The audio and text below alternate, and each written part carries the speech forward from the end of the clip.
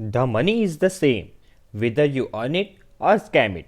Scam करने के लिए भी हार्डवर्क और डेडिकेशन की ज़रूरत पड़ती है, पर एक ही चीज़ जिन्हें जल्दी पैसा बनाने का लालच होता है उनके पास नहीं होती, वो है पेशेंस। वो गलत रास्ते अपनाकर अपनी और दूसरों की ज़िंदगी बर्बाद कर देते हैं। इंडिया की फाइनेंशियल हिस्ट्री का सबसे बड़ा स्कैम हुआ था 1992 में, जो किया था बिग बुल के नाम से बहुत ही मशहूर हुए शख्स मिस्टर हर्षद मेहता ने। उसका जन्म हुआ था 1954 में एक गुजराती जैन फैमिली में।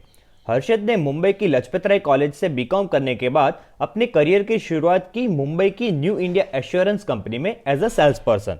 पर वहां कुछ साल जॉब करने के बाद उसने तय किया कि उसे शेयर मार्केट से जुड़ी कोई जॉब करनी चाहिए, और उसने एक ब्रोकरेज फर्म में पीडी शुक्ला नाम के ब्रोकर के लिए अपनी जॉब स्टार्ट कर दी।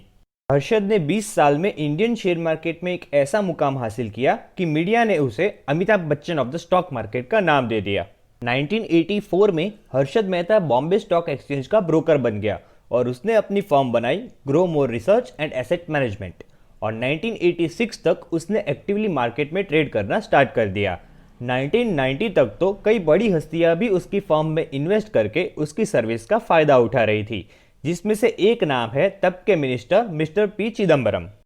हर्षद ने इतना बड़ा स्कैम करने के लिए एक मास्टर प्लान बनाया था, जिससे उसने एसीसी के शेयर प्राइस को 200 रुपए से सिर्फ 3 महीने में 9,000 रुपए तक पहुंचा दिया था, और वो कुछ ब्रोकर्स से मिलके पूरे सेंसेक्स की डायरेक्शन को चेंज कर देता था, चाहे सेंसेक्स को बढ़ाना हो या क्रैश करना हो। ये हर्षद के बाएं हाथ का खेल था। हर्षद ने मार्केट में स्टॉक्स के आर्टिफिशियल शॉर्टेज कर दी, जिससे स्टॉक्स बहुत महंगे हो गए। पर सवाल ये आता है कि हर्षद के पास इन्वेस्ट करने के लिए इतना पैसा आया कहां से। इसका जवाब जानने के लिए आपको 90s में बैंक किस तरह से काम करते थे वो जानना पड़ेगा। उस टाइम में बैंक्स को शेयर मार्केट में इन्वेस्ट करना अलाउड नहीं था, पर उनको अपने प्रॉफिट का कुछ हिस्सा गवर्नमेंट के फिक्स इंटरेस्ट बॉन्ड्स में रखना पड़ता था। उन दिनों बैंक्स को सिक्योरिटीज और बॉन्ड्स खरीदने के लिए ब्रोकर्स की जरूरत पड़ती थी। हर्षद ने चालाकी से बैंक्स की इस जरूरत का फायदा उठाया। हर्षद बैंक से उसके खुद के अकाउंट में पैसे ट्रांसफर करवाता था, ताकि वो दूसरी बैंक से सिक्योरिटीज खरीदकर उन बैंक्स तक पहुंचा सके। इसके लिए हर्षद ने बैंक्स को हायर इंटरेस्ट रेट्स का भी प्रॉमिस किया और इस पैसे को शेयर मार्केट में इन्वेस्ट कर दिया। इसी तरह चालाकी से हर्षद एसीसी, स्टरलाइट इंडस्ट्रीज और वीडियोकॉन जैसी कंपनी के शेयर प्राइस को बहुत ही ज्यादा बढ़ाकर बेच देता था, और उसका कुछ हिस्सा बैंक को देकर बाकी का वो खुद रख लेता था। इंटरेस्टिंग बात यह है दोस्तों कि इस डील में बायर और सेलर को तो पता ही नहीं लगता था कि वो किसके साथ डील कर रहे हैं। दोनों पार्टीज कौन है वो सिर्फ ब्रोकर को ही पता रहता था। सिक्योरिटीज में डील करने का एक दूसरा बहुत बड़ा तरीका था बैंक रिसिप्ट का, जिसे बीआर भी कहते हैं। आसान भाषा में कहे तो जब भी कोई बैंक सिक्योरिटीज बेचती थी तो उसके सामने उसे रिसिप्ट दी जाती थी। हर्षद ने कुछ छोटे बैंक्स के साथ मिलकर फेक बीआर बनवाई। हर्षद उन बीआर को बैंक्स को देकर उसके सामने फंड्स उठा लेता था, और बैंक्स ये समझती थी कि वो गवर्नमेंट सिक्योरिटीज के सामने फंड्स दे रही है।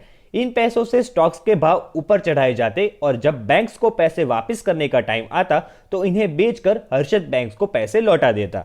ये गेम बहुत टाइम तक चलता रहा।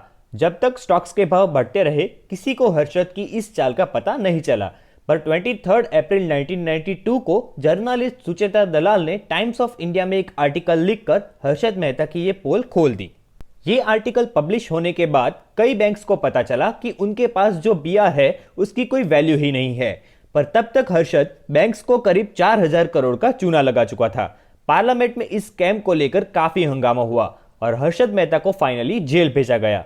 इस स्कैम का पर्दाफाश होने के बाद विजया बैंक के चेयरमैन ने पब्लिक के डर से सुसाइड कर लिया था, क्योंकि उन्होंने सीधे हर्षद मेहता के नाम के चेक इश्यू किए थे। जेल से वापस आने की कुछ ही साल बाद Harshad as a stock market expert अपनी वेबसाइट और वीकली न्यूज़पेपर में इन्वेस्टमेंट टिप्स देने लगा। वो कुछ कंपनीज के मालिकों के साथ काम करता था और सिर्फ उन्हीं कंपनीज के शेयर्स को रिकमेंड करता था।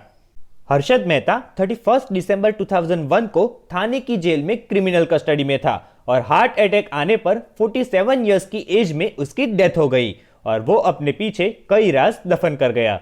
पर इस स्कैम से गवर्नमेंट को हमारी फाइनेंशियल सिस्टम में कई लूपहोल्स मिले, जिसको बाद में ठीक कर लिया गया। तो ये थी स्टोरी हर्षद मेहता की। तो अब जल्दी से वीडियो को लाइक कीजिए, और आपको ये वीडियो कैसा लगा ये कमेंट में जरूर बताइए।